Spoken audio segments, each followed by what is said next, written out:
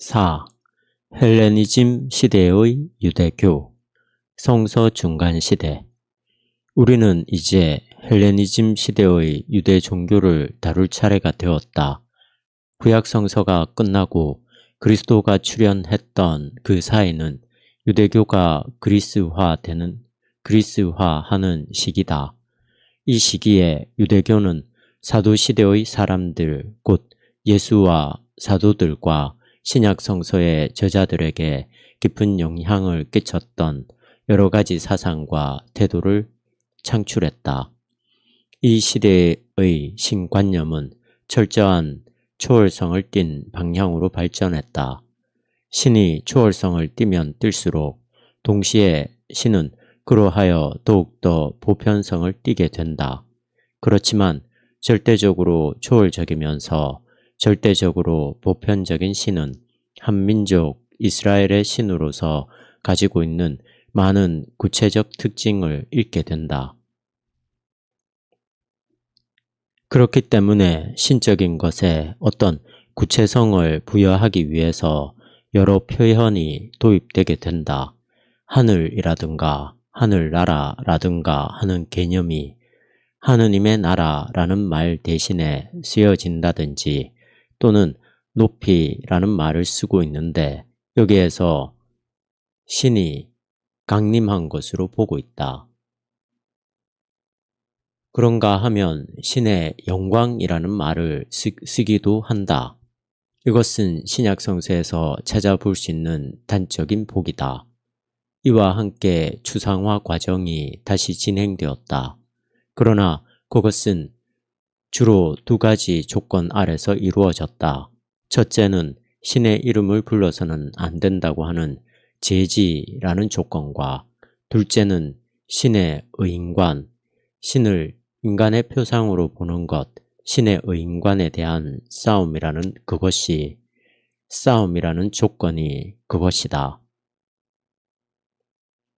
그 결과 구약 성서의 신이 가지고 있었던 격정적 성격, 노한다든지 사랑한다든지 하는 격정적 성격은 사라지고 그 대신 신의 추상적인 하나님, 일자성 또는 통일성이 강조되었다. 이러한 방식으로 같은 추상화 과정을 거쳐왔던 그리스 철학자들의 신관념은 유대적 보편주의와 결합하게 되었고 특히 알렉산드리아의 필로는 이러한 결합을 수행했던 1인자로 꼽을 수 있다. 그러나 신관념의 추상화 과정의 진행에 대응해서 신의 특성을 하늘이라든가 높이라든가 영광과 같은 것으로 실체화하는 것만으로는 충분하지 못하다. 신과 인간 사이를 중개하는 매개자가 나타나지 않으면 안 된다.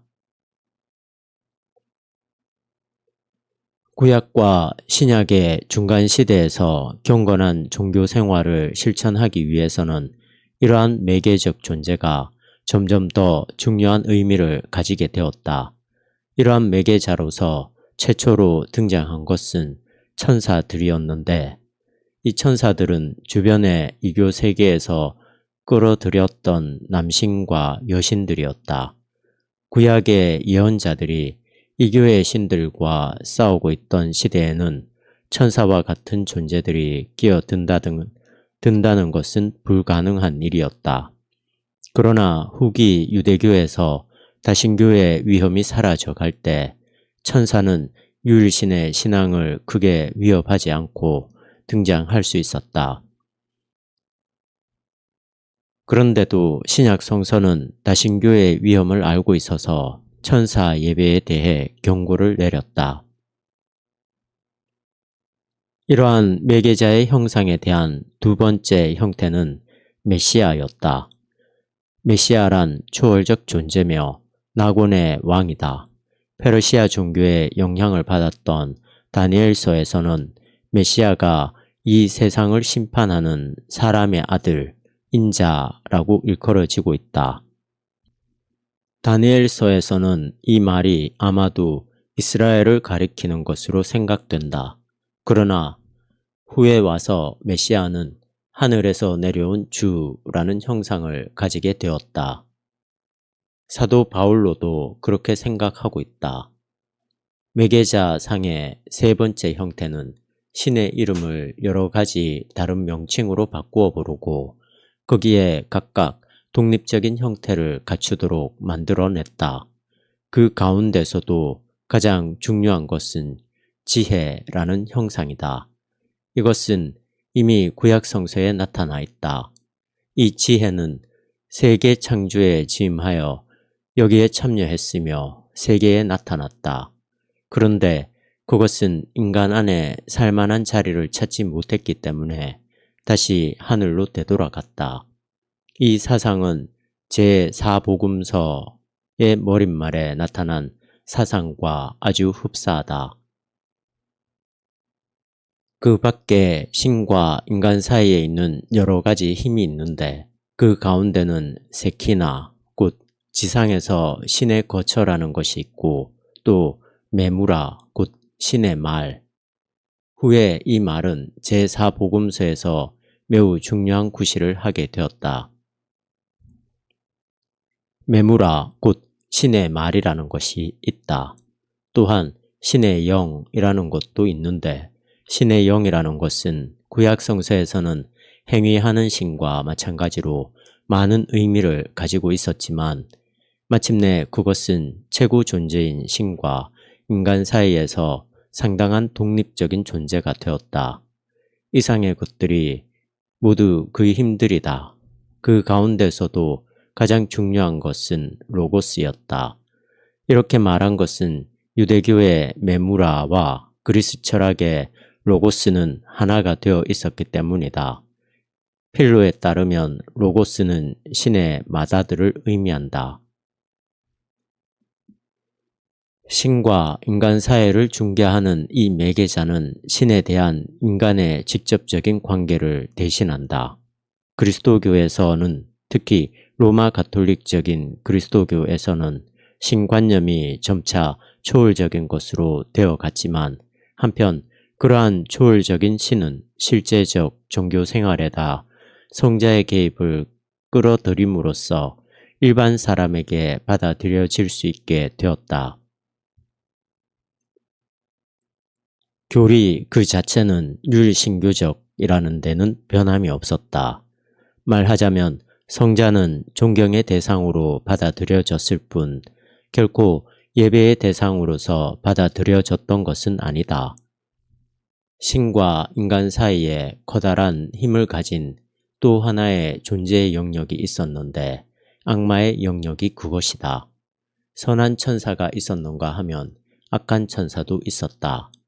악한 천사들은 신의 인도 아래서 유혹자가 되기도 하고 형벌을 집행하기도 할 뿐 아니라 그들 스스로 신에 대항하는 힘이 되기도 했다.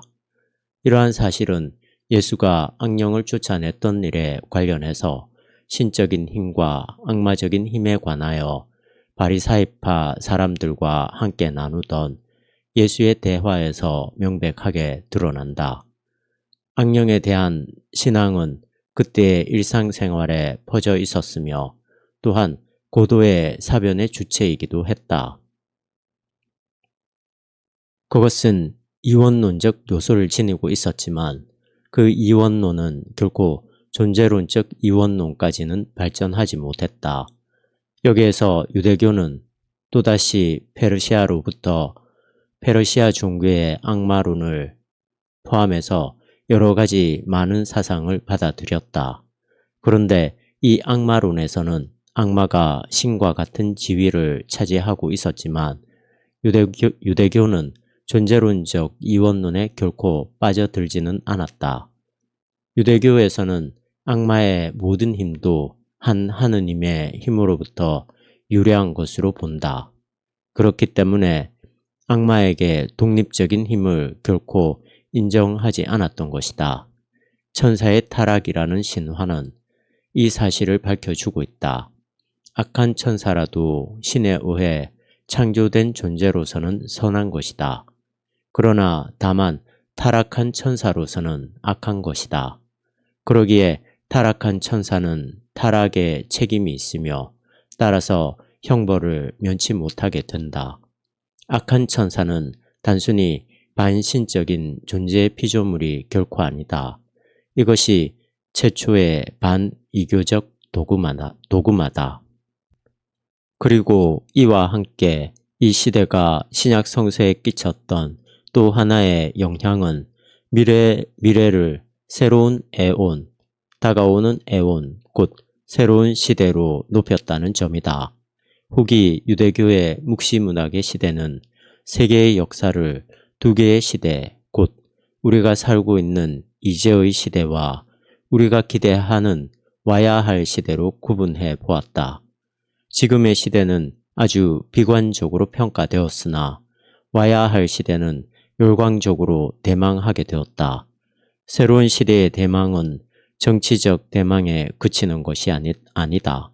그것은 마카베오 일가가 유대 민족을 외국의 압제에서 해방시켰던 마카베오 시대의 정치적 대망 이상 가는 것이다.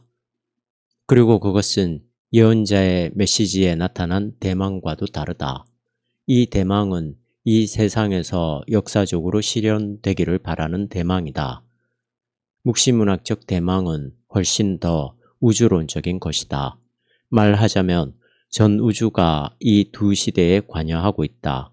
이제의 시대를 지배하고 있는 악마의 세력은 자연도 지배하고 있으며, 그리고 그것은 세계와 자연의 노화와 사멸의 원인이 된다.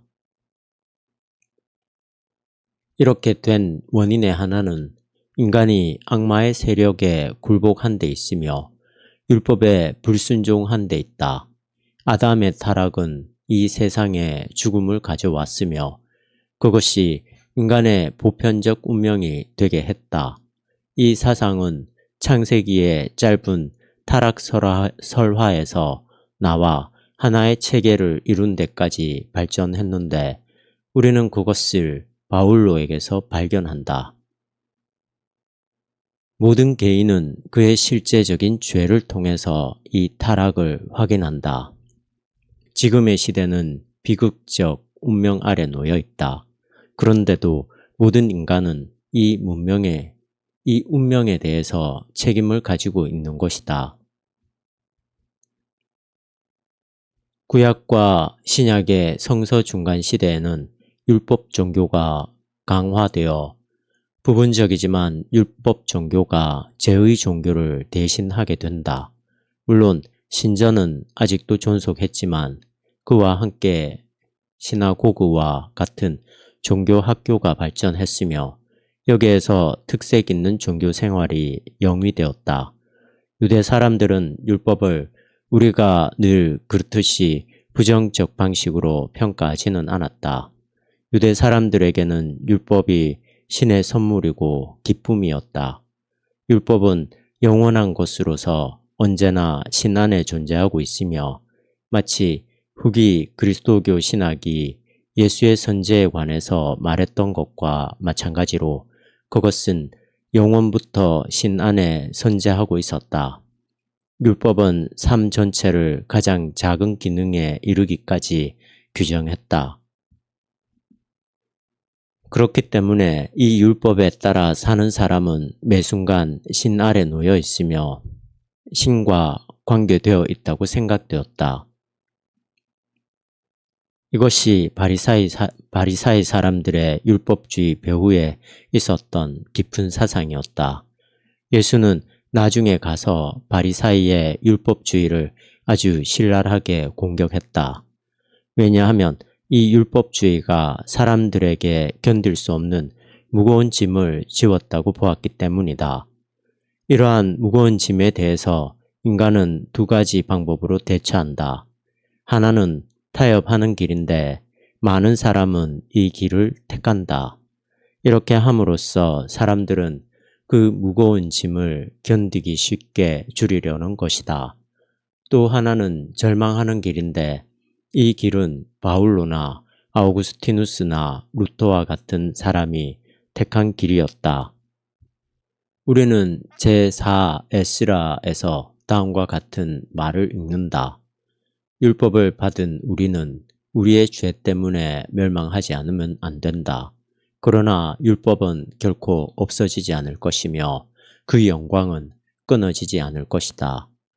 여기에서 언표된 사상은 구약과 신약의 중간 시대의 유대교를 지배한 사상이었으며 신약 성서 안에서 특히 바울로의 여러 말 속에 그 흔적을 남기고 있다.